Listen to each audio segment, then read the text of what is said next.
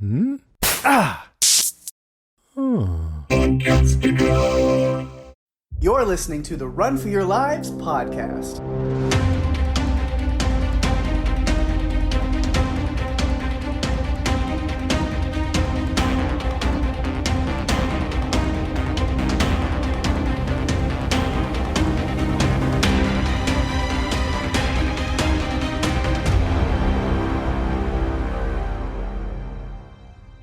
Hey everyone, welcome to the show. I'm Daphne. And I'm Pake.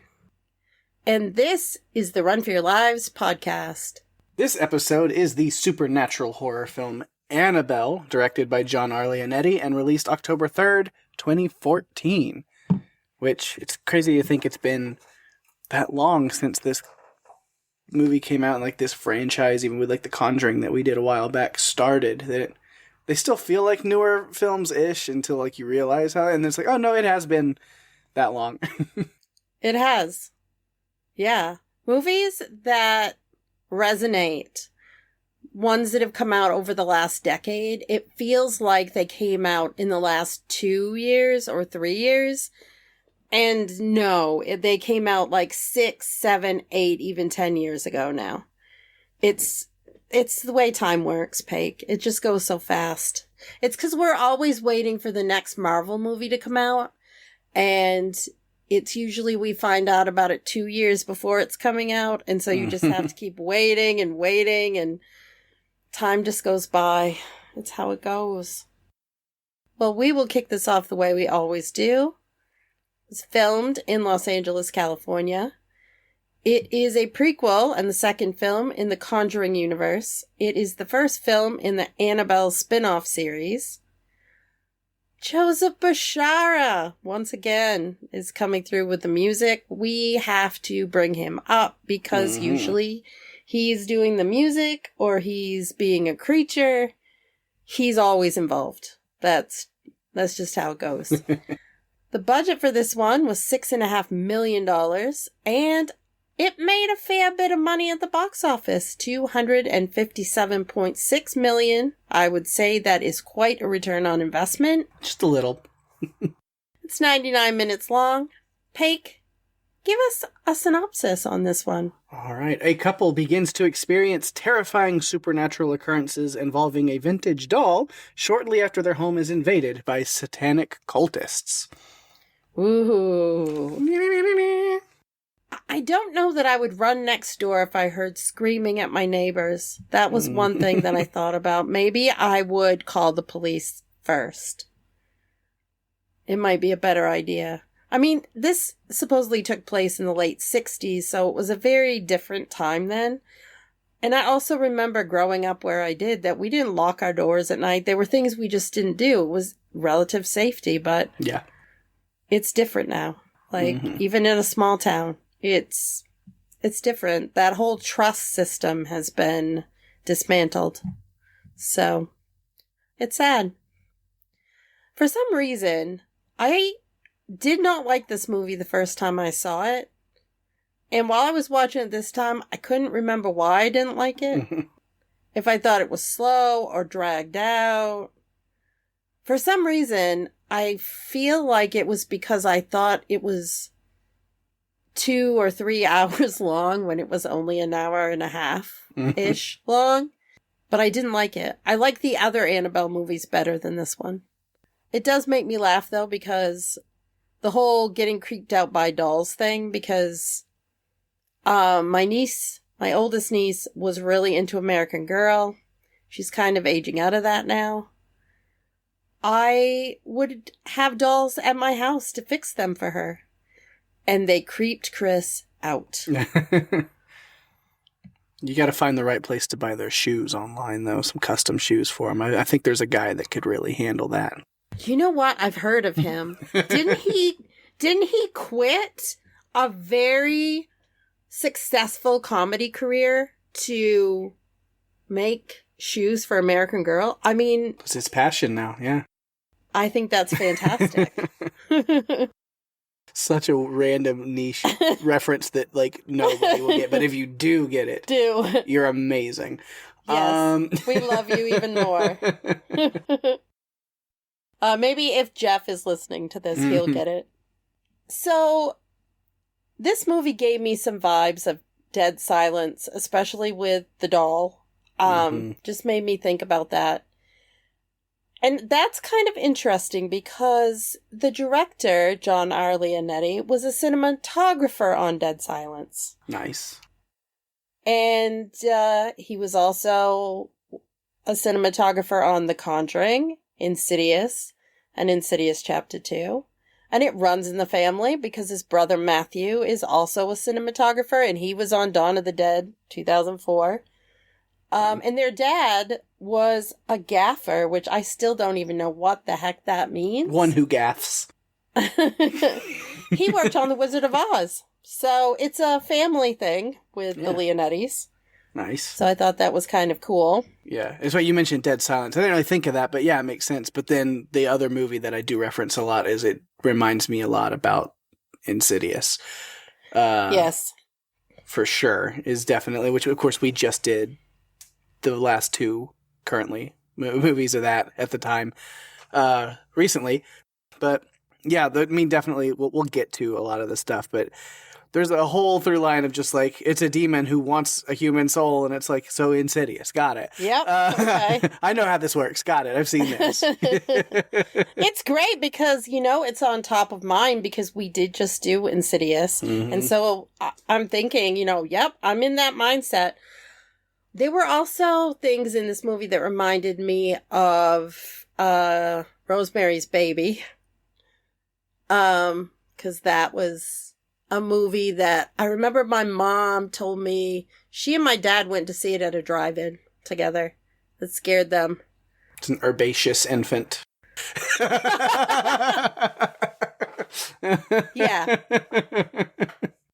I feel like with movies that are in this franchise, you have to pay attention to some of the little things because they always or usually will come back around later in the movie. Mm-hmm. And so you have to pay attention to those little things, like at the beginning when they're going through the TV and the Tate murders and Charles Manson and all of that. Yeah. I almost said Charles Mason. No, he's later on. He's later on. I knew that would come back around, but I'd already seen it too. So it's like, okay. This wasn't my first time watching it, but I know it was yours. Yeah, it is the first time watching any of the Conjuring extended universe outside of the first Conjuring movie. I had seen that one before, and then that was it. So when we covered that one, it was actually my second watch of that. But then, yeah, we're continuing on with the Conjuring universe, extended universe, because I really want to get through all of those. Although, I might even try to watch them in advance instead of just waiting for us to cover them to get to them, because that's going to take a while. But I don't know. I said that when we did The Conjuring, and then I still haven't. So yeah. I always get these like this hair to be like, I'm going to go on a movie marathon, and then there's too many other things to do, so I don't do that. But I do definitely want to do this whole extended franchise series. Maybe even try for a fun guest in the future if possible.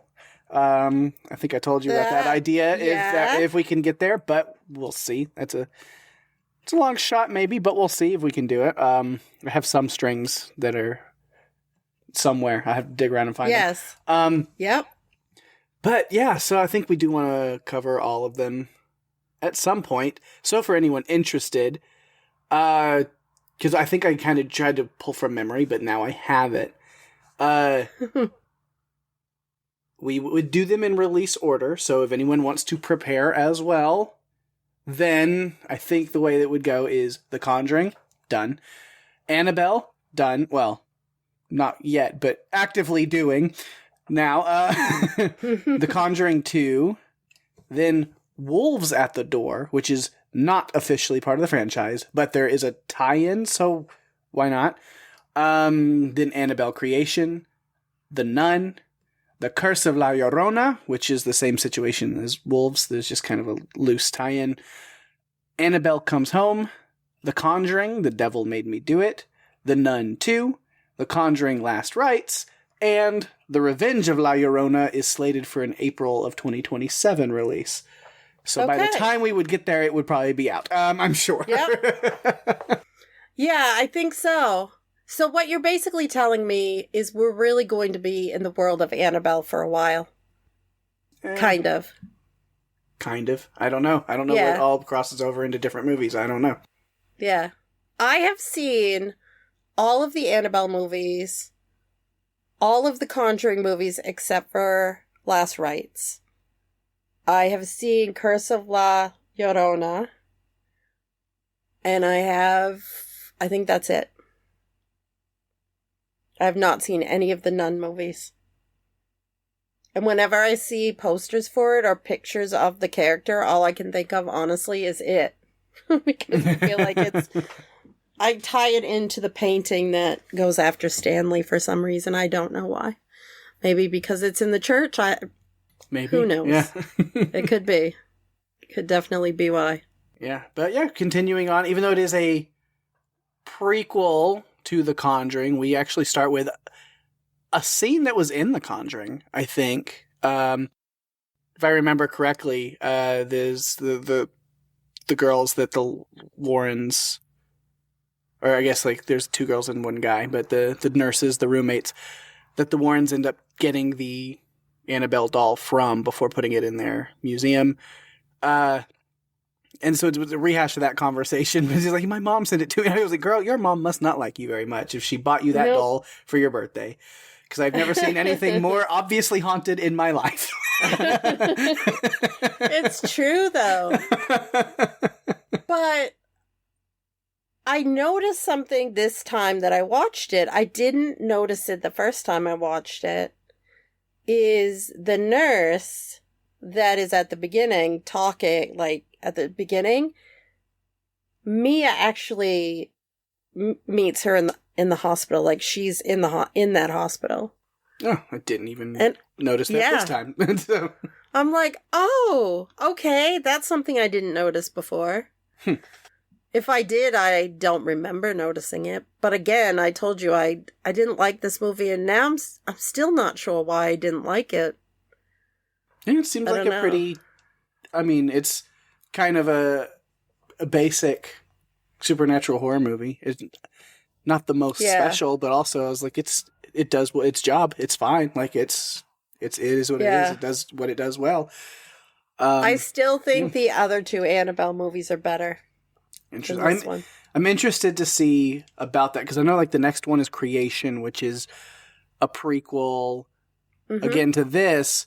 Where, from what I understand, again, because I don't look too much into stuff, it's like how the Annabelle doll is haunted. But I was like, but didn't we see how that happened in this movie? Unless there was something else with it besides that situation. Because Annabelle was not the doll; that's the person. So, there's more. There's a lot more. There's a lot. I don't know how we would cover this series if we didn't go in release order, because the way, I mean, I'm sure there's a list online that tells you chronologically. I have that list, yes.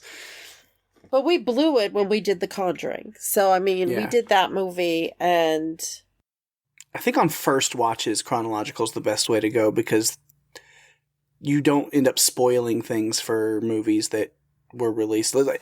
You know, they're released in a specific order to tell that story. And then I think it's fun to watch in chronological order on rewatches of things when you already know what's coming. But first watches, do it in the order they came out in because it makes the most sense. Yeah. You don't have to rely on previous knowledge from another movie to get something in another movie. Yeah. I mean, we did it differently with The Purge, but I think I've already seen all of them multiple times. And so for me, it makes sense to do it that way because they don't tie in a way, other than 2 of them, kind of, that make you feel like you have to see them in release order. Yeah. Like chronological is fine. And once we watch the one that we're doing soon, the ones that tie together will be done with the ones that tie together. So, there's that. So, Mia and John, married couple. I kind of like their relationship because it wasn't perfect.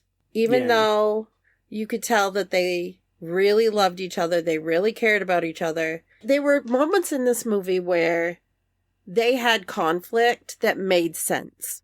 Yeah, they're a young couple that's like still trying to figure it out because it's a part of its time, at least, you know, not when the movie came out, but like the time period it's based in. Mm-hmm. Where it's very much the culture is like they're probably, I mean, they're early 20s. Mm-hmm. It's just kind of that part was like you graduate from high school, you start, you know, boys and men go to college and start doing that. And while you're there, you meet a girlfriend and you immediately get married and you immediately have a baby. And then that's what you do as fast as you can and as young and early as you can. So they're still like, they're young adults. They're kids in a lot of ways. So they're still trying to like figure themselves out in their relationship. So you see that. And the baby on the way just makes things more stressful. Not always in bad ways, but it is. So it's very realistic. Like you said, there's a realism there where it's not like this over dramatic or like for, you know, the drama's sake. You're like, oh no, they're gonna, you know, there's this conflict and they're gonna fight. And it's like, no, it's just young couples hitting the 60s. Like, yeah, that makes sense. Yeah. I mean, their relationship honestly seems really healthy. Mm-hmm. And that isn't always what we see in these movies. Usually there's one that's had a past trauma or there's some thing that comes back into their lives and messes everything up. In this case, they're really just a married couple. This is a man who's gone to medical school and is going to be a resident at a hospital, which I think most people know. Residency at a hospital as a doctor is a lot of work. It is a lot of hours. It is a lot of expectation. One of my best friends is in the middle of all of that right now. And yeah, I don't get to see her very often. No, the clinicals there's just rotations and things that you have to do and you don't really get a say. I mean, you have a specialty that you're working on and that's what you're learning about, but you're at the mercy of, well, these are your hours. This is what you're going to do. Oh, we're going to put you on the night shift. This is what it's going to be. Like, these are the types of things. And I really liked that John, even with all of this going on, is still focused on Mia and the baby when he can be. And I liked that there were points in this movie where it showed things like, oh, they had a plan. They were going to have a dinner together and an adult time, and he missed it. Because that's real. Like that, those are the types of things that happen. You get held up. You can't just leave. If you're, you know, a resident, it's just a different life. And so now, if your wife's about to jump out, you know, the top 6th floor window with a doll in her arms, then you can leave. Yes. Then he does. But yeah. Yeah. Because he realized, and I love that he wasn't doubting her every second. Like, he listened to what she said. And even if it sounded a little bit crazy, he had witnessed some of the things, and he was not just dismissing her completely about it. And I appreciated that because a lot of times, especially women, get dismissed for being hysterical or it's all in your head. You know, those types of tropes. It's like, oh, yeah, you know, back in movie making in that time period, women were portrayed as needy and emotionally we covered Night of the Living Dead. I remember that. Yeah. Remember? I mean, that's how they were portrayed on the screen. And so I really appreciated the depth that was given to Mia because she came across as someone who was his equal, if not in the time period, at least questioned and didn't get dismissed by him like some men might have done. And I appreciated that so much. John was a likable husband. Yeah. And that we just don't always get it in some of these movies. And so I really, really appreciated it. That was something I just kept saying is this relationship seems realistic and healthy because it's not perfect. And neither of them are perfect. And that means a lot. And Mia, played by Annabelle Wallace, which I just found kind of funny. I had to point it out because I'm like, right? Oh, that's great. You know, she's been very busy since this movie came out, and very recently she had a baby in real life with her partner, who happens to be the Winter Soldier. All right. Sebastian Stan. Nice. You can tell I've got Marvel on the brain because as we're recording this, I am going to see Spider-Man this weekend. Mm-hmm. And I'm so excited to do it. So any chance to talk Marvel. And I saw it last weekend and it was incredible. I know. I would have. Little thing called COVID is still running around. And I was sick for the whole weekend. For the week, really. So I'm going this weekend. I can't wait. It's going to be awesome. Yeah, I'll say it starts off here. I mean, kind of your typical... It really is. It's cookie cutter sounds like a insult, and I don't really mean it that way, but it's very typical, by the numbers, haunting, supernatural possession ghost movie. So we just kind of start with the house and see little things, and there's always setting. I was like, okay, what gory, horrible thing is going to be caused by that sewing machine? Because you don't focus on it like that for no reason. And then when it does come up, I was like, oh, that's it. That could have been way worse. Okay, she's fine. Moving on. Peg, have you ever stitched your finger? No, I tend to not do things like that. That wouldn't be very smart. Knowing me in the way that I am and how things just happen to me sometimes, I had a job once where I was stitching sneakers, believe it or not. I know more about sneakers than I've ever told you. And those needles hurt like a mother. They're really bad. And so I'm watching this and all I can think is, oh my God, she's going to stitch her finger. I know what's going to happen. I know what's going to happen. Yeah. And we get a swerve like from the first one, but later she's sewing again. And that's when that happens. But yeah. It took me back, and I'm like, no, I'm not a fan of sewing machines or needles, so no. Yeah, right at the beginning of the movie, they're like focusing on her like fingers getting close to the needle. I was just like, foreshadow much? Of course, something's going to happen, and it could have been worse. It was just a little thing, so I'm like, okay, we're fine. Yeah. Now we do find out Mia is a doll person, so red flag, John. You should have no. And, out of his love for his wife, he bought the most horrifying looking one he could find. And she loves it, because she's been hunting for this final doll in the Nightmare Fuel trio to complete the set. So. Nightmare Fuel trio. And what's funny is we never saw those other two dolls again later on once they moved. No. Just the Annabelle doll. They went on to go haunt and murder other people's children. Yeah, they were all horrifying. But all dolls are. My grandmother had a doll room in her house, and I refused to sleep in there when I stayed over. I went to I was like, no, I will not. When I was a kid, no. Did you think they were going to jump on your bed and attack you? I hated them so much. No, thank you.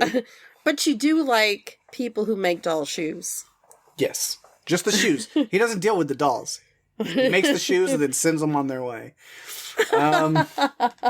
Do you think he makes them without having dolls around him? He better.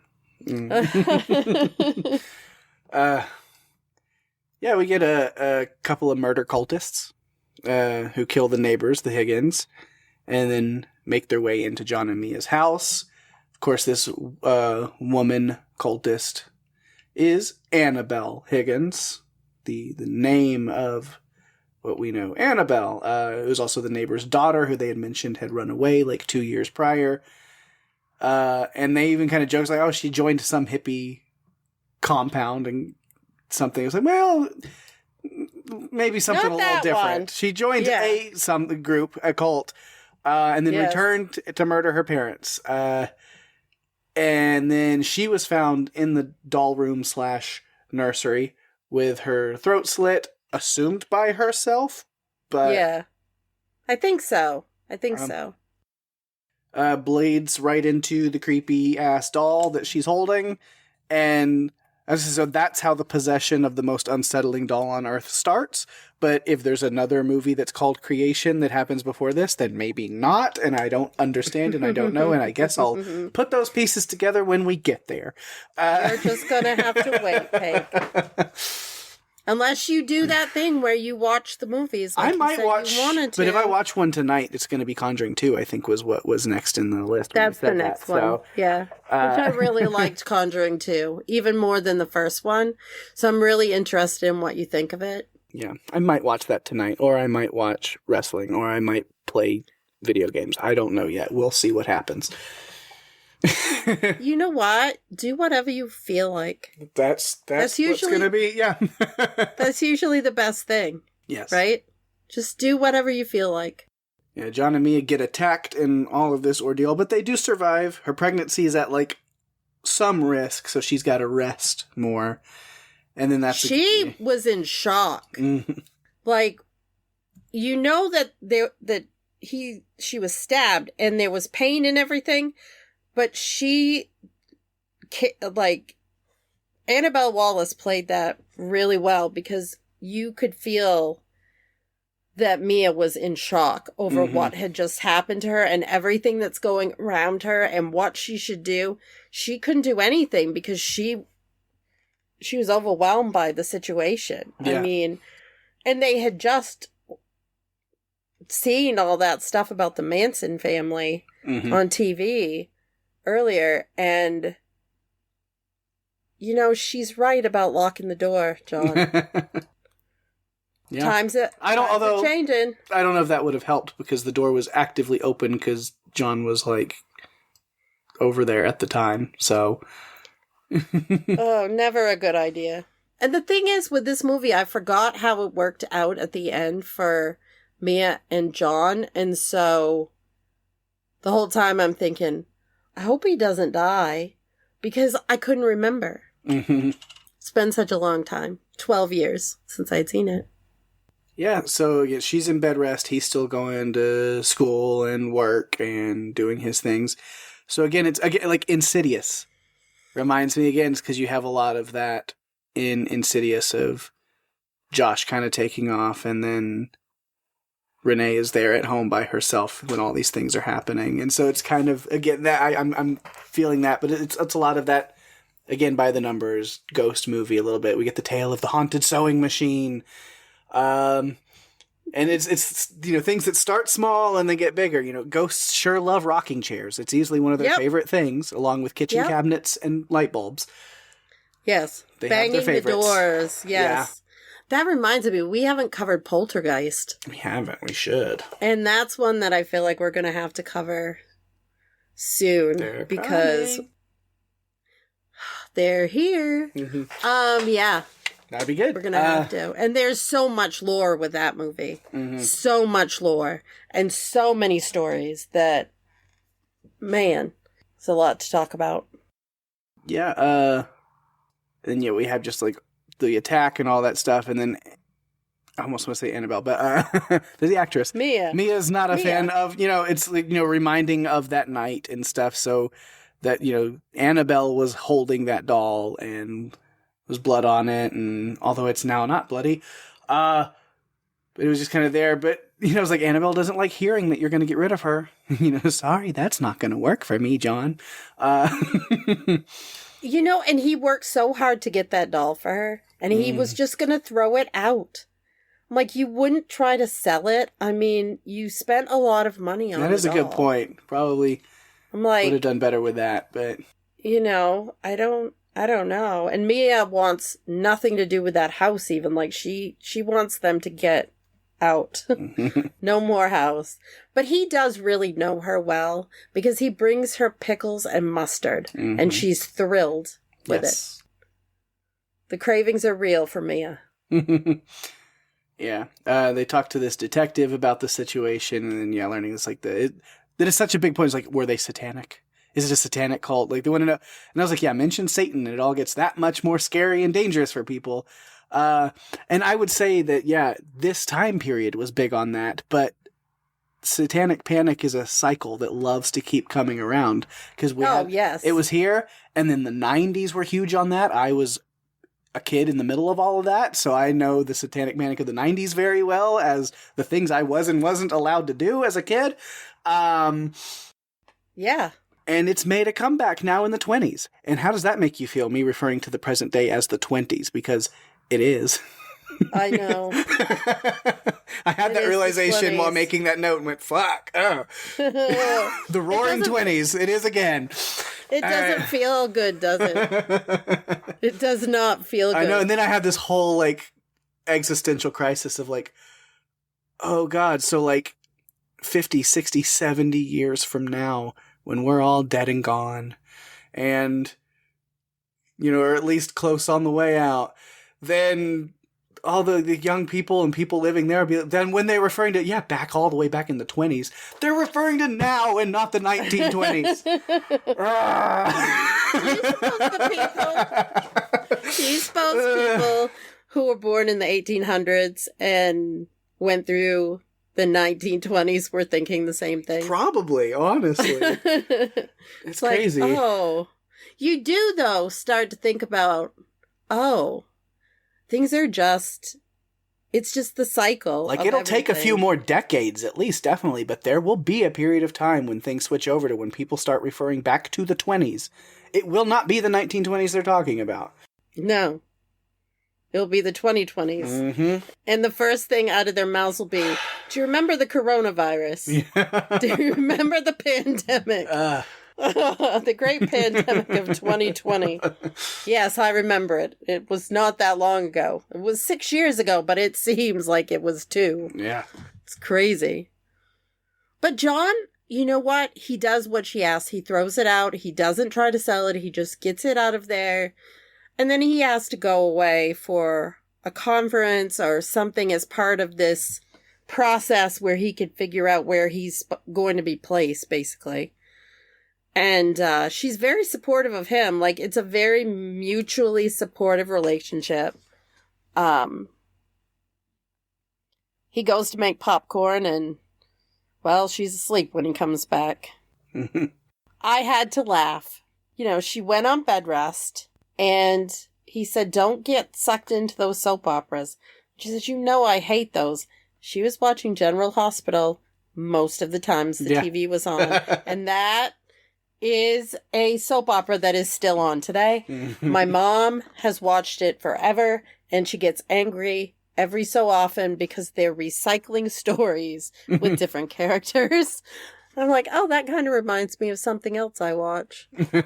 And sometimes it works out well and other times not. When something runs that long, you eventually kind of have to. Because you run out of ideas, right? Mm-hmm. I don't know. So, yeah. Yeah. So, sewing machine payoff wasn't that big. She's fine, honestly. Yeah. But meanwhile, during that moment, the ghost is hungry, and it's making popcorn. Mm-hmm. Mm-hmm. How did she not hear anything that was going on? I mean, I know she had the TV on. I know she was sewing. But she wasn't doing that. It's a lot of noise. I mean, I feel like she would have heard something. I don't know. But she's got a nose like a bloodhound because once fire took hold, she knew something was going on. Yeah. And I relate to you, Mia, because shit just happens to you. You bump into something and fall down. It just happens to you. I get that because it's how things are for me too. Shit just happens to me and I just have to deal with it. I don't know. It's not always fair. And then John, of course, he's like, it's just going to be a few days. You can't leave for any amount of time because you have a snacky ghost who hates babies and wants to set things on fire. Or loves babies and did all of it just to induce Mia's labor to get that little nugget out of there. I don't know. It was one way or the other. I think it's the latter. I think she wanted little Leah to make an appearance. Mm-hmm. And it's Leah in the hospital. the nurse that comes in with Leah to show her to John, that is the nurse from the beginning of the film. I didn't even notice that. That's fun. Yeah. It is not often that I see something that you don't. So I'm happy about that. I'm gonna take that as a win. She's got a little column somewhere. She'll write that down in. Yep. It's not a column that's been accessed very often. So yeah, now that house is done for after that. So she does get to move out of that house, and they find them a nice little apartment in Pasadena. Honestly, it's a nice kind of little apartment building. It's a huge apartment. Honestly, it's really nice for an apartment. It is. Size-wise. Yeah. Do have the loud upstairs neighbors issue, which as she's like sitting there listening to all going, she's memorized, like, and now she's going to go over here, and then they're going to slam that door, and then she's like, I was like, I feel your pain and annoyance. I was going to ask you about that. I do. I live in that. I'm still working towards leaving that behind. Even today, I was like, 4 more months is the goal. Let's go. Let's go. It's going to happen, Pake. You got to keep putting that positive energy out in the world. Yeah. It's going to happen for you. It is. You've been in that apartment even before I've known you. Like, you've got the noise over here and all the crazies. Can you imagine what it's going to be like when we get to record a podcast without any noise from the highway, and it'll be in a room that's meant for podcasting and fun stuff? Yes, it'll be good. Very excited. But yeah, so we meet baby Mia and Leah, and then Mia Leah, the mother-daughter duo, which Mia Leah together. Leah's not really there is Latin, but I didn't like the one. So if you mix the like Hebrew or Babylonian Leah with Mia, it would literally could translate to my exhaustion or my cow. But I like the exhaustion, tiredness, weariness is better. It kind of. It also, again, if we went full Latin, it would be my lion, and that's not as funny. So I like exhaustion or cow better. Yeah. I'll have to ask, one of my friends had a baby a couple of months ago, and I'm going to ask her I'm going to tell her what you found out. Or maybe she'll listen to this, and she can tell us if that is, if that represents, the feeling of being a new mom.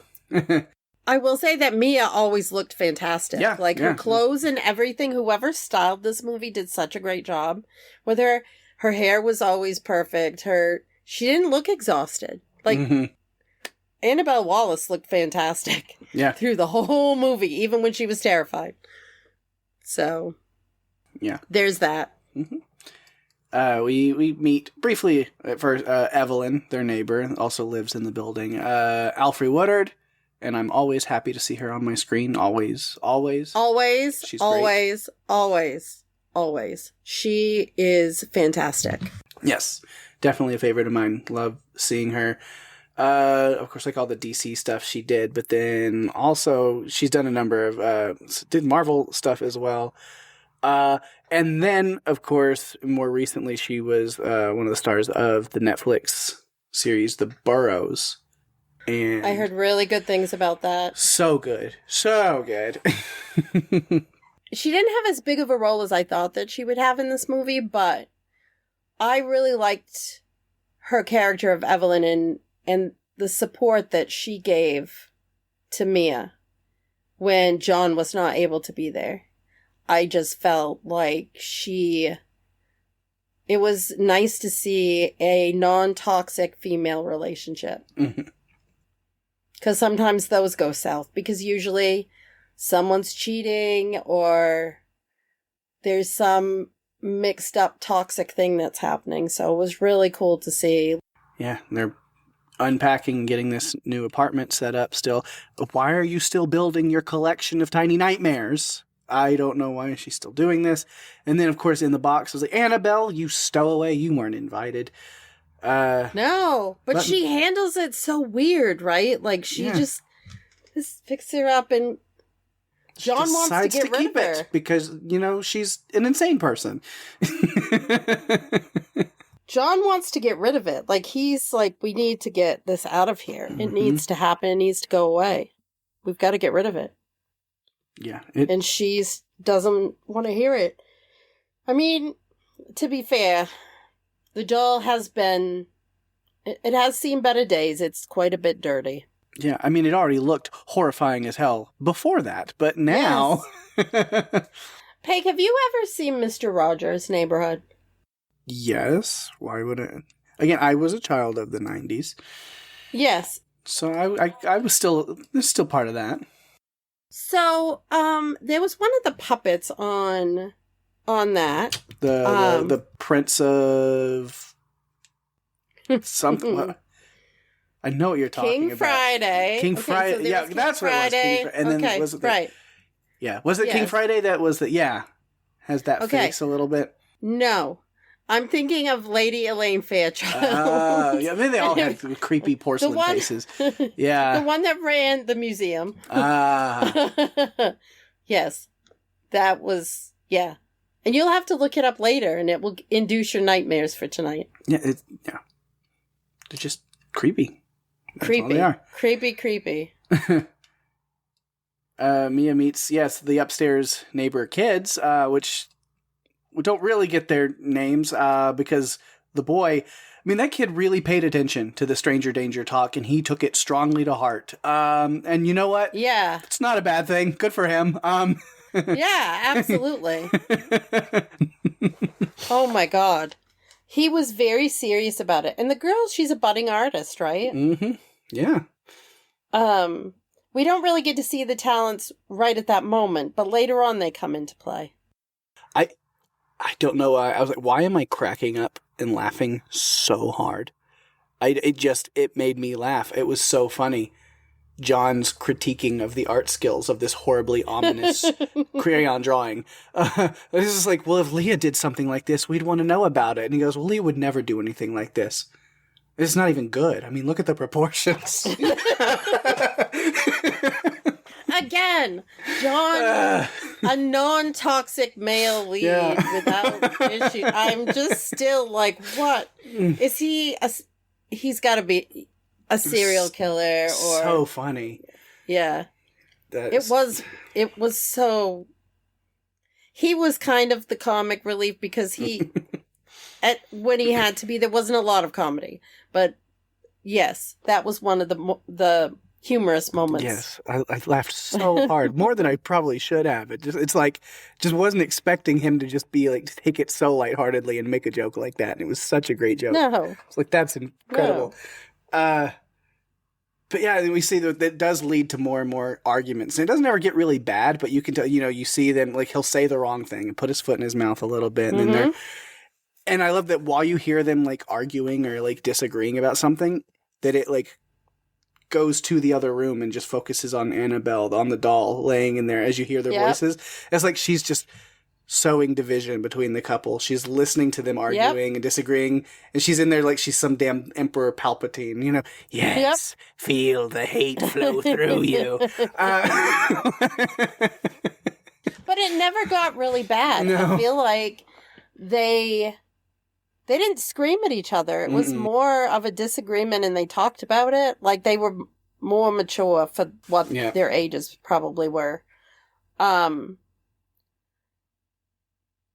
I felt for her because we knew that Annabelle was evil and what she was up to, and I just felt like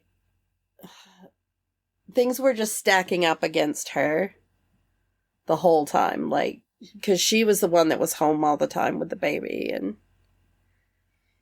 yeah, and then even like the small little ghost things, now it's ratcheting up even in a new home, She was, John, you're late for dinner. You don't get music anymore. But then the music comes back on because Annabelle was vibing to it. So how dare you turn that off? Bring it on. You got to keep it going. And then ghostly window children. I hate when those show up because exterminators charge so much for those. It's especially the ones that grow into adults as they pass through doorways. It is always a hassle.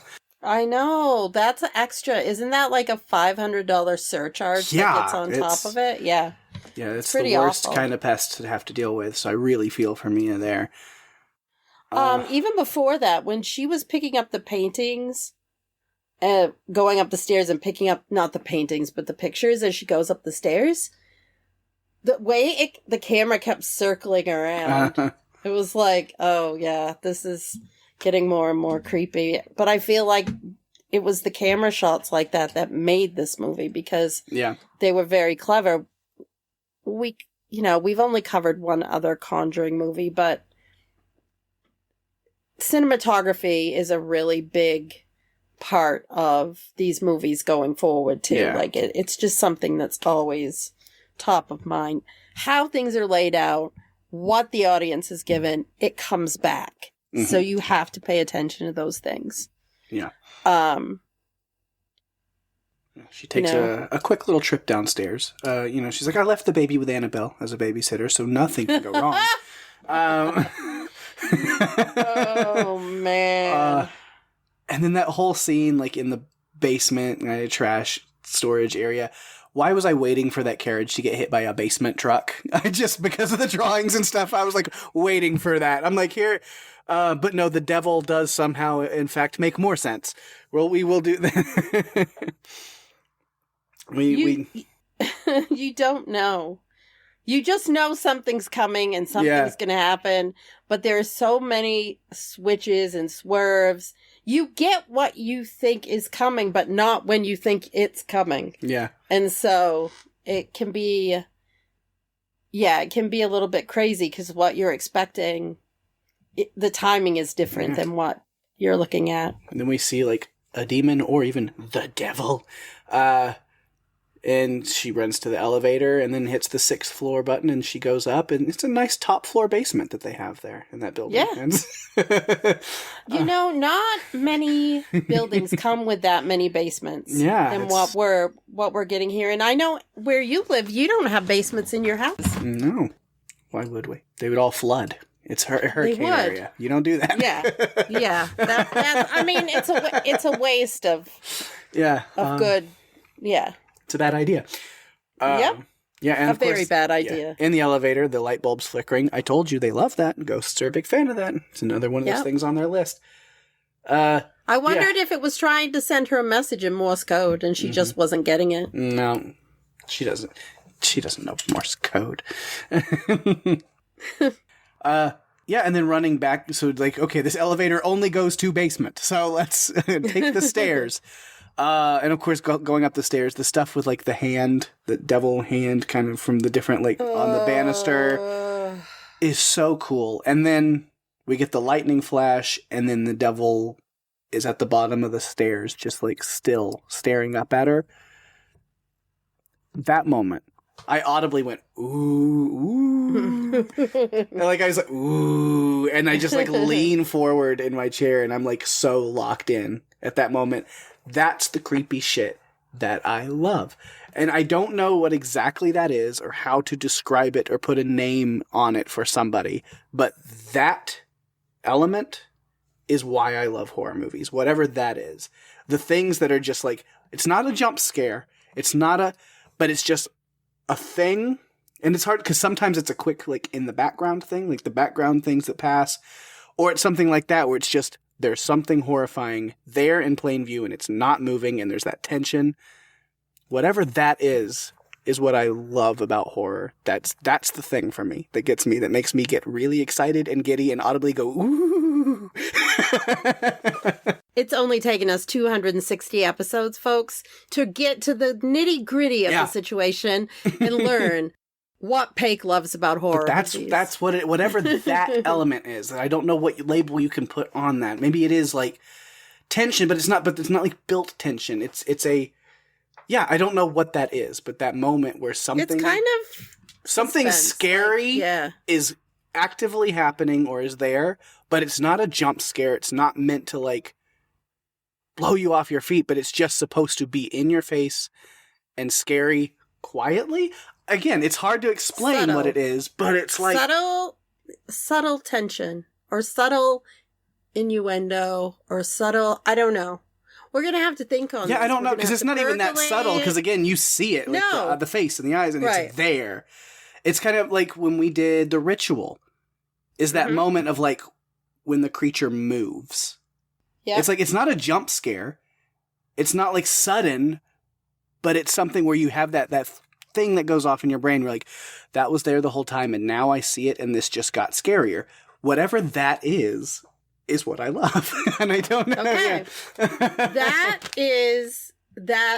Okay. Now that I know that, I can lock in on which movies might be more fun to cover. The thing that is my sweet spot with horror that we'll never actually be able to put a description or word on. A term, too. That. Okay. Yeah, we learn more things. We have Evelyn. Again, we talk about Alfred Woodard. It's always lucky to have some new friend who's very into this stuff and has all the convenient books to learn the right exposition for the movie. To get those things. Of course, demons that want a soul. Yes, I've seen Insidious. Got it. Yes. That is my note is. I'm on board. Is ghosts haunt places, so this is a demon in human spirit looking for a soul, not stopping till they get one. Sounds very Insidious in all caps. Evelyn, Elise, same person. Yeah. Okay, got it. Yep. Yep. I feel like they're kindred spirits together, I think. Yeah, get some, go all these books and get all this stuff together. And then Leah almost gets pet cemeteried, but her carriage was needed for all the occult books instead, so she's good. So the prophetic crayon drawings foretold the death of that stroller, at least. Yes. R.I.P. stroller. Yeah, and things just ratchet up more and more, because then as she's learning, it's like it wants the baby, but it's... And then we get that moment of her being locked in the room. And I was like, Annabelle, stop that. You are naughty. Quiet. Stop trying to drop them books up on that baby.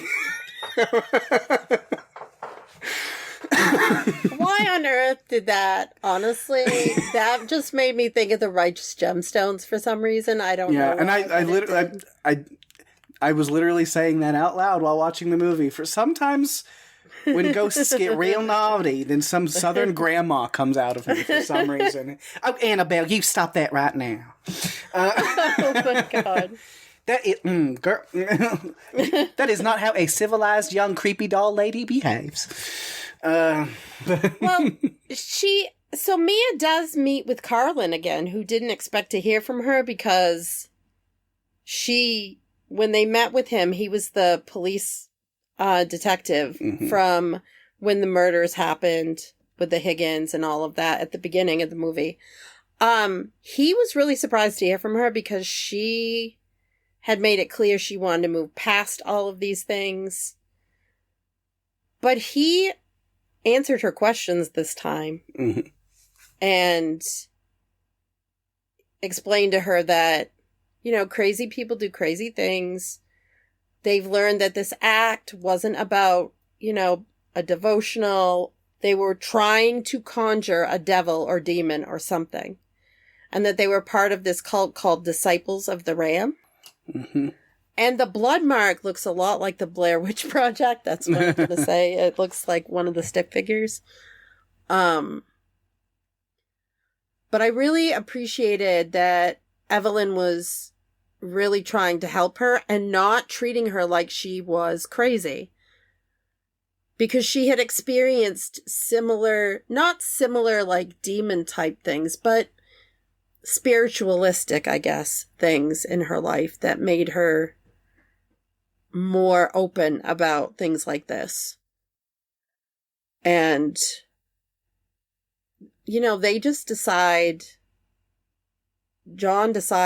she and John bring in Perez, who is their priest at their church. Yeah. Because they convinced this demon wants their baby's soul. And actually the demon wants Mia's soul, but is using them, believing that it wants Leah as bait to then manipulate and use that. As we see that played out at the end.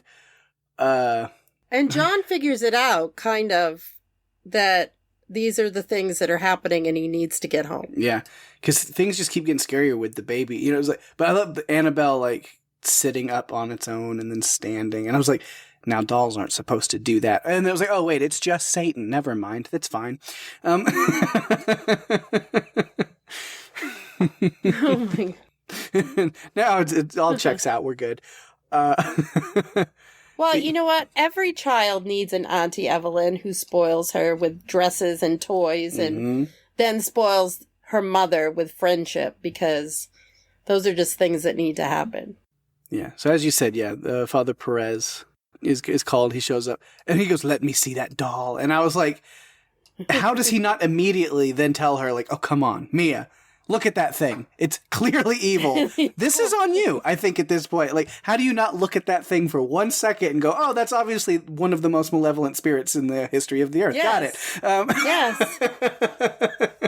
I mean, the original doll that this was based on was of Raggedy Ann, which looks... It is the most non-menacing looking doll. Which is why, like, the real, quote unquote, real. We talked about this in The Conjuring when we covered this, I think, a lot of it. But yeah, like, is why that story is, I guess, more believable, because you're like, yeah, it's a Raggedy Ann. People used to get that for their kids all the time. So why it would be so just like under the radar. But yeah, but I get it's not as creepy for a horror movie if it was a Raggedy Ann. Plus, they probably would get sued by whatever toy company makes those. So absolutely can't really do that. Yep. But yeah, I think we did talk about this when we did The Conjuring. But yeah, just to rehash if people haven't listened to that one, or if I forgot what I've said about it. So yeah, the real, quote unquote, Annabelle is a Raggedy Ann doll. The tale is similar. A mother bought it as a gift for her nursing student daughter. And then there was these claims of it moving around the apartment or the house or whatever on its own. And then one of the roommates got scratched or something with it. So nothing like super crazy happened, like what happens in these movies. But yes, the actual Warrens, Ed and Lorraine Warren, investigated it, claimed it was possessed by a malicious spirit, and took it from the nursing student to where they took it to. And it still, to this day, resides in their museum in Connecticut. Sometimes it gets taken out on little tours for people to get to see it in person. And then I don't know. Do you want to go see it in person? I don't know. I don't think I would care, but I think we talked about this in The Conjuring. I don't believe in any of this stuff. So, like, it doesn't really bother me. Be like, yep, that's it all. But there are these claims of cursed things happening, during the tour in the cities that it's taken to. Of course, the host of that tour, the guy that was actually in charge of that tour, unexpectedly died in Gettysburg during the tour last year. Yep. Coincidence. Also in New Orleans, of course, the Nottoway plantation home burned down during Annabelle's visit. So I guess the ghost is actually a good guy as well. It's a superhero ghost. Demon thing, whatever. It's both. I think someone bought the museum now. It's closed. From what I understand, and I heard it, and then I heard that it was not true, but then now if you go on Wikipedia, it says it is confirmed true. So based on that, so apparently the comedian Matt Rife is the owner of the Warren estate right now in the museum. And all of the things that are, so technically the owner of the real Annabelle doll is Matt Rife, which is strange, but okay. Yeah, absolutely. I mean, it's not something that was probably on his bucket list, but... I mean, hey, I don't know how many Matt Rife fans are in here that I'm upset. It's like, good for him for owning a museum, because he's got to do something other than comedy, because that's not good.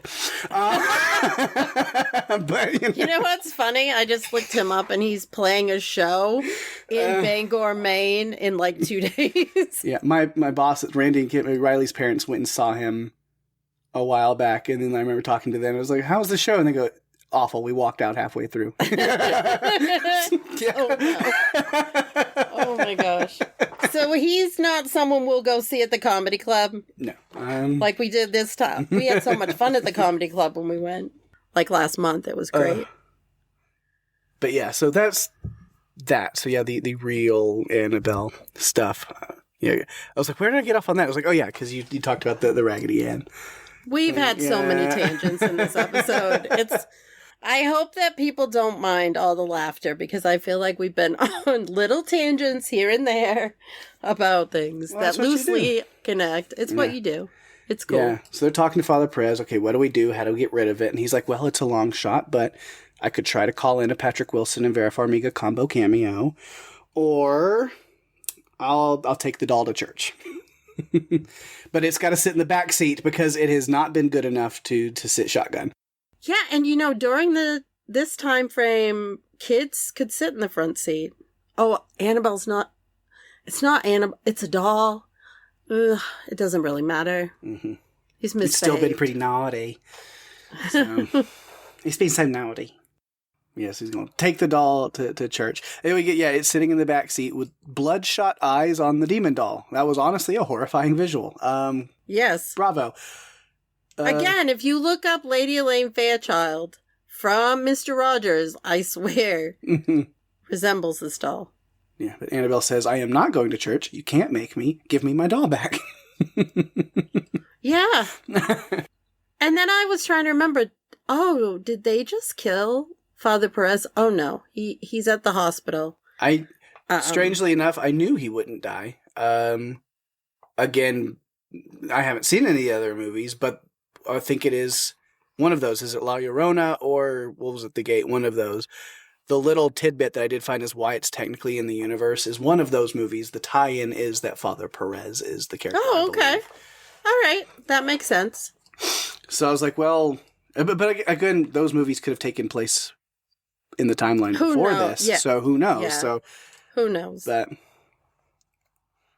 But there was part of me going like, well, I know there's a tie-in with him, so he probably won't die.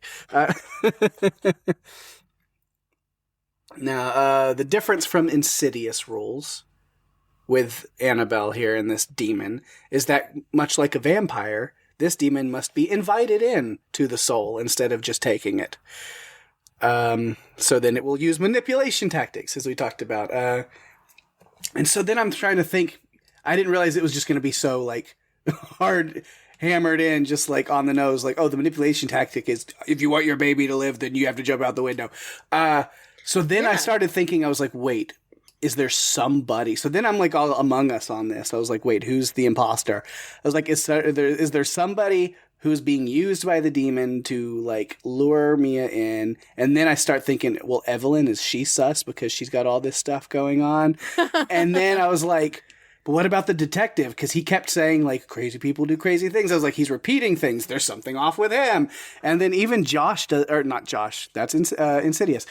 Even John has this moment where he's like, I believe everything you say. And it's like, why does that feel disingenuous? Why does it feel like you're actively just trying to, like, play along? And then I was like, is John part of the cult the whole time? Like my whole brain is like, somebody. Is this happening? Really like Rosemary's Baby? Right. Like what's going on here? And I'm waiting. Like somebody has been a part of this like satanic cult the whole time. Has been an inside person. None of that happened. Yep. But it did make me start questioning that. I was like, then I'm looking at everybody suspiciously, like, because you just don't know. Yeah. You don't know who to trust. Uh-huh. But no, Evelyn, she's cool. She's a real one. She checks out. The big demon attack, the backmasking gag on the vinyl, I thought that was fantastic. Again, definitely got a good chuckle out of me, which I don't think is the intended reaction from the filmmakers. No. They want it to be scary. But for me, I promise that it's a compliment that it made me laugh. Because it just means that I really appreciated the bit, the horror bit. It's not a comedy bit. It's a horror bit. It's a horror bit. But I react similarly where I'm like, oh, I see what they did there. And it makes me laugh. So it's a compliment. Absolutely. I mean, she was ready to... I mean, at first she goes in the room and it's got in red crayon, which creepy use of a red crayon. Right. I mean, she gets so scared. I mean, she forgets how door locks work. You know? Yes. Because, the baby's missing. She can hear the cries throughout the apartment. There's bloodied dolls. There's yeeted neighbors. It's all chaos. But yeah, because, Evelyn gets pulled out and then the door closes and locks behind Evelyn. But I was like, the lock is on the inside. And then Mia runs over there and she's, pulling on the handle. I was like, the lock is on the inside. You just unlock it. Okay. This isn't how locks work. No. It's like trying to open a door that opens out, but you're pulling it in. It's like, it's not going to work. And then she sees Leah laying on the floor, and then that baby doll gets switched for a different baby doll. Did take me out of a little bit when, like, the baby's laying there, and then she, like, runs over there to pick it up, and I was like, you're clearly holding a, like, newborn doll. I was like, it's worse than American Sniper. My God. Oh, my gosh. But then I was like, that's not your baby. That's a doll. And then it was like, oh, no, actually, in the movie, it is also turns into a doll, so it's fine. It works. Yeah. Yeah, the manipulation. Save your baby. Offer your soul. I mean, they're playing hardball now. And she's going to do it because she loves her child, loves her daughter. Harkens back to when she was pregnant, and there's that conversation between her and John where she makes him promise the baby's life comes before mine. If anything happens, you make sure the baby lives, even if I don't. And so I immediately thought of that. I was like, this is her version of now making that happen. Yep. And she's going to do it. But John gets there just in time he grabs her. He doesn't let her. Mm-hmm. And she is upset because she thinks it's the only way. But then we go back to a quote from earlier in the movie, and Father Perez says to them during a sermon, "Greater love hath no one than this, that he lay down his life for his friends." And that's exactly what happens because Evelyn wants to do this for Mia, and she goes out the window with the doll. Actually, the realist. Very sad, but yeah, sacrificing herself for the whole family. And then, it's all over now. Annabelle's clearly satisfied and got what she wanted, and it's definitely not going to ever be a problem again. Especially not, like, for 2 more movies or something like that. Well, Creation's a prequel, but, at least another movie of chaos in the future, definitely not going to happen. Except the doll Michael Myers away after the fall, so that's great. Mm-hmm. Always. Of course it did. Always. Landed itself in a antique store to be passed on to a med student. Yep. Whether she likes it or not. Yep. Which is then good that it didn't really have a chance to do too much harm with the med student before the Warrens got it. And then the Warrens definitely put it in that box, and it stayed there the whole time. Well, except during The Conjuring when it teamed up with Bathsheba to try to kill Ed and Lorraine's daughter. But we don't worry about that. But then they put it back in the box, and it will stay there until the movie that's called Annabelle Comes Home. I assume it probably leaves. But you know what? We'll worry about that at a different time. Yes, that's a few movies away, Pake. We don't need to be thinking about that right now. We don't need to be thinking about that right now. We can let that go. That can go away. We don't have to think about it. But other than that, it's all fine and done for now. And everybody's happy and good. For now. Until whatever comes next. I mean, really, truly. I'd go back to what you said about Annabelle Wallis playing Mia and this movie being Annabelle. It is kind of humorous that it worked out that way. All the notes I've got.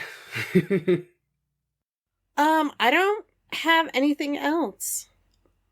We have talked about everything that I had on my list. And so many things that were not even on my list. They just came out in the discussion. So, yeah. I think that I enjoyed this one more this time than the first time. That I watched it ages ago. It was a fun time to finally get around to watching this one, and I am excited to dive more into the Conjuring extended universe. We'll try to sprinkle these in a little more often, maybe. We'll see. But again, I might just go ahead and watch them all on my own time, marathon them, and by marathon I mean spread them out over the next 4 months. I don't know. We'll see. But I don't know. You not can like I binge. have other shows to watch and things. Although I did finish Only Murders in the Building, I'm caught up, so that binge is done. So I have a little more time now. Okay. Well, you know what you can fill it with. Mm-hmm. More Conjuring. Yes. I think if you watch Conjuring 2, you're going to want to cover it Like, we'll cover it anyway. I mean, sooner rather than later, because I think it was the best one. Out of all the Conjuring movies I've seen, I think it's the best one. All right. Nice. There goes the feedback phone, so we'll have to listen to that and see what's going on there. See what people have to say about this one. Absolutely. All right, we do have a couple of little bits of feedback this week, so excited to get to those. This first one's a little different, a little interesting. So Daphne, I'll hand it over to you. I don't do different and interesting. No. That's not my thing. No. I'm aware. Yes. Stick me Everything with the but to me ones is that are different. Very normal and by the book. I never do anything strange ever. No, not at all. Mm-mm. Never. Not in 6 years of doing this podcast have you done anything strange. That may or may not be true. Mm-mm. I don't know. I'll leave it up to our listeners to figure it out.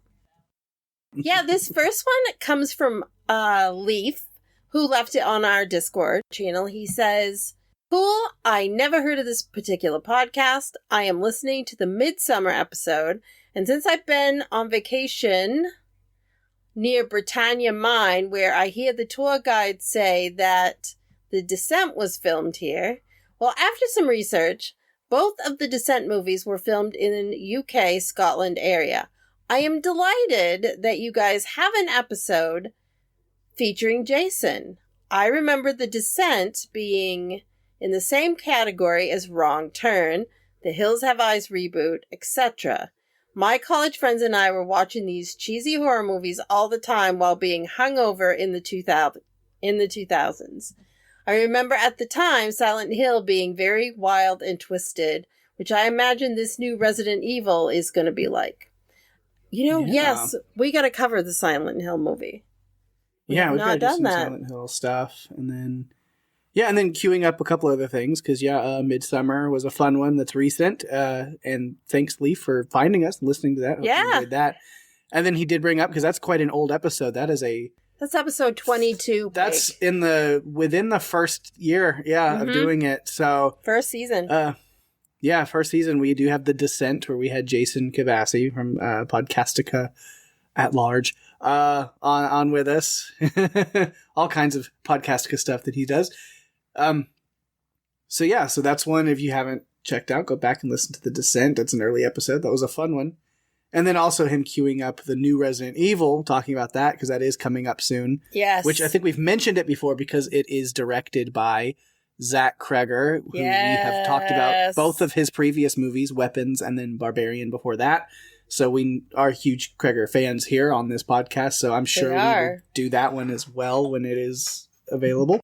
It's got a different feel, the trailer for Resident Evil, and I don't know how longtime fans of the game and the movies are going to react to it, but he hasn't let us down with either of his other two films that we've covered, and I think he's got such a bright future. Yeah. I want to see what he's bringing to the table, so I will be going to see it in the theater. Yeah, that'll be good. All right, and then the feedback for this week's movie, for Annabelle, of course, Catherine coming through, as always. And she says, Annabelle is the type of horror movie that I can play in the background while I multitask other things. I can't, she likes Daphne. Has this weird, I don't understand it, I'll never, but you know what? You do you. Goes on to say, I can't take it too seriously, but I love the jump scares and not knowing when that face will pop out at me. Knowing how horrible Lorraine and Ed were in real life makes it harder to enjoy, but babies in danger will always scare me. Fun story, a few months ago, under the supervision of Grandpa, my 7-year-old watched a bunch of YouTube horror Did You Know videos, including one that showed the history of the original haunted Raggedy Ann Annabelle doll. Oh my God. My parents saved my Raggedy Ann doll from the 80s, and my daughter started hiding it around their house when she visited. Eventually, she talked about being scared of it, and I explained how the haunted doll was kept in a special box and had people make sure that it didn't hurt anyone. It worked, and my Raggedy Ann doll is allowed to hang out with the other stuffies again. And I went to fact-check myself on the current whereabouts of the haunted Annabelle and discovered that the comedian Matt Rife bought the museum, including Annabelle, in 2025. What? Yeah, I think we talked about that in this episode. So, yeah, that's a wild thing, just a factoid that exists. Mm-hmm. It's so interesting to me, and I think we've mentioned this before, how the comedians and comic people in the comedy space are now infiltrating into the horror realm, and it's actually working really well. Mm-hmm. Just gonna throw that out there. Yeah, which I'm not, me personally, I don't know, did we even talk about it in this episode? I don't remember if I gave my thoughts on Matt Rife or not, or if that was after the fact. Maybe I did. I'm not a big fan of his. Not my cup of tea for the most part, but I did see a trailer this weekend. I went and saw a couple of movies this weekend. Or no, not this weekend, this week. It's my weekend, I'm off. But I went and saw a couple of movies this week. And he was in the trailer for one. It was called, I think it's like just like a raunchy comedy, just kind of the return of those, called Idiots, with Mason Thames, which from The Black Phone, of course. Yeah. So there's a tie in there, which is funny because that trailer played before I was seeing Nimrods, which is the Green Day written movie about the high school band that drives across the country because they're going to try to open for Green Day, which Mason Thames also starred in. And I was like, so he's going from being a Nimrod to an idiot in these two movies. But is he an American idiot? You see what I did there, right? Yeah. That connection? Yeah. Mm-hmm. He's really been blowing up since he's being in Black Phone. Yeah. He's done a number of movies with his girlfriend. Mm-hmm. I mean, no one's ever... She was in Nimrods with him. So. Oh, yeah. But no one's ever heard of her before. I don't know. Have you heard of her? McKenna Grace? Yeah, this very little known... Yeah. I mean, they're like maybe 20 at this point, or 19 or 20, and McKenna Grace has just been around forever. She's got quite the resume under her belt already. Yeah. It's fantastic. So if you'd like to leave feedback or let us know that you're listening for the first time, we'd love that too. Or if you want to leave feedback about a movie back from season 1 or 2 or 3 or 5 or whatever, we're down with that as well.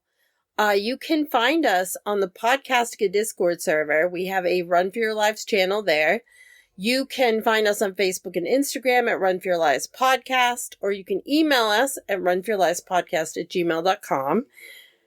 If you're enjoying the show, tell your friends. We are available on all the podcast players, including Apple, Spotify, YouTube, and more. You can go to runforyourlivespodcast.com for all the links you're ever going to need. And give us a review on Apple Podcasts, as that's the best way to share the love and get us out there even more. We really appreciate it. Absolutely, we do. Appreciate it a lot. And of course, speaking of sharing the love, I got to give some shout outs to things going on in the Podcastica universe around us and beyond. A lot of great other podcasts and stuff for you to listen to in between episodes here until next week when we are back. A lot of great stuff, of course, over on the Walking Dead cast. Walking Dead, Dead City Season 3 running right now. Ben and Alex have been doing the coverage of that over there. So if you've been watching that or want to check that out with the great podcast coverage aside it, then go listen to that over there at the Walking Dead cast. Also, the Dragon cast, House of the Dragon, has wrapped season 3, and they always go by so fast. It feels like I get so excited for a new season, and then it's immediately over, and I have to wait God knows how many more years for the next one. And then I forget about it, and then I'm like, oh, it starts next week. Yay. Like, it sneaks back up on me, and then it's gone again. It's a very fickle show. I think it's going to be 2 years. It'll be the last season. But in between, we get a Night of the Seven Kingdoms. We'll get some more Night of Seven Kingdoms. I'm down for that. Loved that show. I need that. I need that because there's so much intensity in House of the Dragon that Dunkin' Egg. I just need some Dunkin' Egg time. Yes. So, House of the Dragon done for the season, but you can listen to their entire coverage over on Dragoncast. And then they've got a big whopping listener feedback episode this week for you to check out as well. Wendy, Veronica, and Archmaester Rennie did an incredible job over there wrapping that up. So go check out that listener feedback episode and the wrap up there. Also, we got a brand new podcast kicked off here on Podcastica, Casting Light podcast, which is for the HBO show Lanterns, the DC series, Green Lantern Corps and stuff, which I actually watched the first episode today and really enjoyed it. I thought it was really good. It's definitely this like hard R-rated, more very adult and mature DC universe that we're doing now.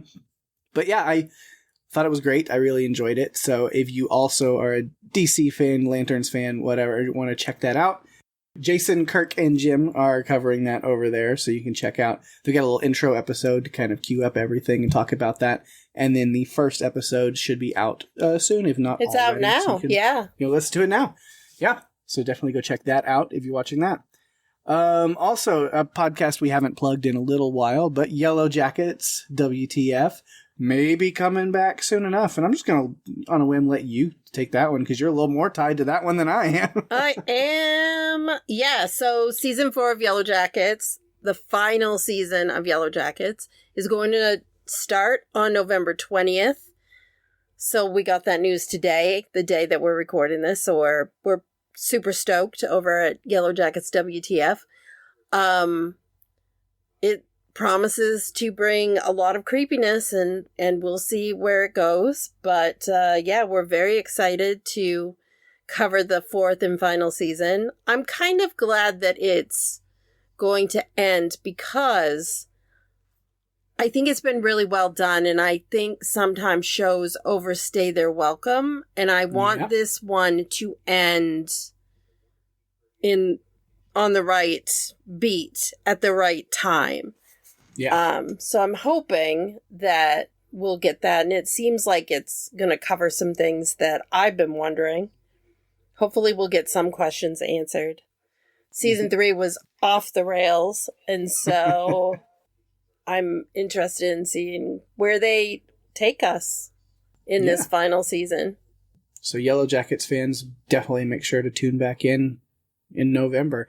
Probably even before the 20th, I'm sure you guys will do another kind of recap episode and talk about trailers and talk about things. So we will. Even the build up to the premiere, we'll have some stuff out on that show for you to listen to. Probably me, Penny, and Wendy will do our breakdown of things, maybe, because not everyone likes to watch trailers, so probably the 3 of us will do something. And then I think they're going to cover a different show, the Lord of the Flies series that dropped on Netflix. That was really, really good. I have not seen it, and I'm not going to be on those episodes, but Jason, Cassie, and a couple others are going to cover that series on the Yellow Jackets feed. I need to finish that. I watched the first one. It's a 4-parter, and I watched the first, and then I haven't watched past that.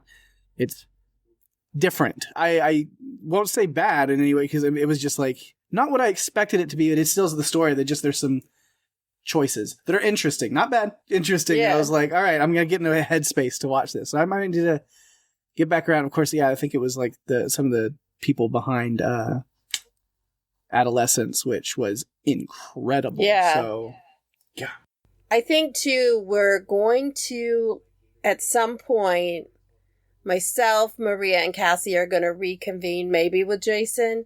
J.A. Bayana is going to do a behind the scenes, not behind the scenes, but like a documentary talking with survivors from Society of the Snow, like that whole story with the plane crash in the Andes. He's actually doing a documentary series or a documentary movie about survivors, like talking with survivors families, talking with families of those who didn't survive. And given the effort he put into Society of the Snow, I have a feeling it's going to be really well done. And so Maria, Cassie, and I have communicated that, hey, I think we should reconvene and talk about this when it comes out. So yeah, because Maria herself actually met one of Eduardo Strauss, I believe. Yeah. Got to talk with him for a little bit, so that's cool. It's great for me because I realize I've found people that are as fascinated by the story as I am. And so it's great to have people that are like really into it and talk about the details and have read the books. And so it's very cool to get to have those conversations. Sure. So yeah, a lot of great stuff out now or coming up soon that you guys can listen to. So go check those out. And of course, outside of Podcastica, of course, our good friends over at TV Podcast Industries also doing Lanterns coverage over there. So you can go check out some extra there. They always do a great job with the comic booky superhero stuff. That's their kind of specialty. So definitely go check that out. It is. You know, our specialty is the creepy, the scary, the disaster, the monster verse, all of that. And theirs is really like the comic book, the Marvel, the DC, all of that. Yeah. It's fantastic. So, go give that a listen as well for some Lanterns coverage. And then if you want more of me and Daphne before we're back for the next episode of Run for Your Lives, then you can check us out and our friends Jeff and Jerry over on the Buffalo podcast, our other show there, where we're just hanging out, being goofy, trying to make each other laugh, playing silly, stupid little games, and having a good time. It's just a hangout friendship podcast. It's a podcast about friendship, where we learn important life lessons, and it's very educational.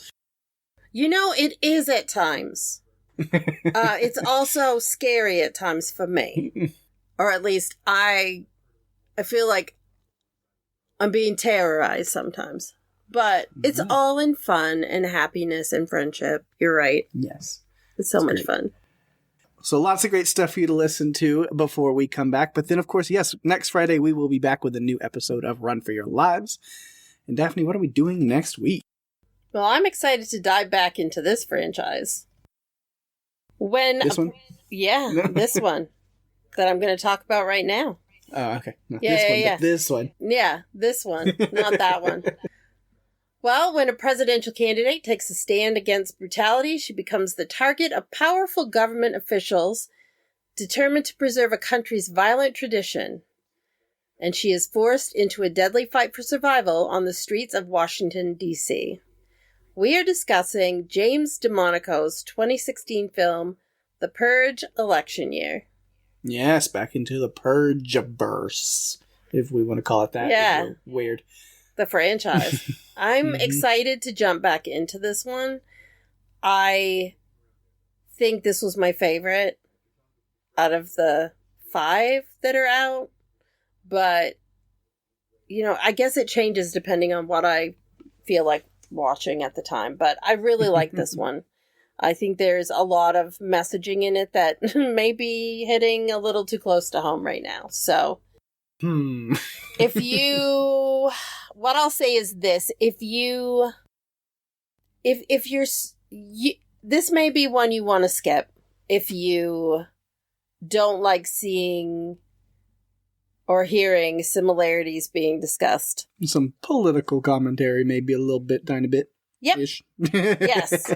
And so, if that's not your jam, then maybe you want to skip it. But we have a great discussion about the movie, and I'm excited to release it, and hopefully we won't piss too many people off, but if right. we do, I'm not going to apologize. And if it is your jam, then definitely check it out, and we'd love to hear your thoughts as well for the feedback on that one next week. Absolutely. And with that, we've reached the end of another terrifying episode of Run for Your Lives. Thanks, everyone, for listening. I'm Daphne. And I'm Pake. And if you have to run, you better run for your lives. Bye-bye.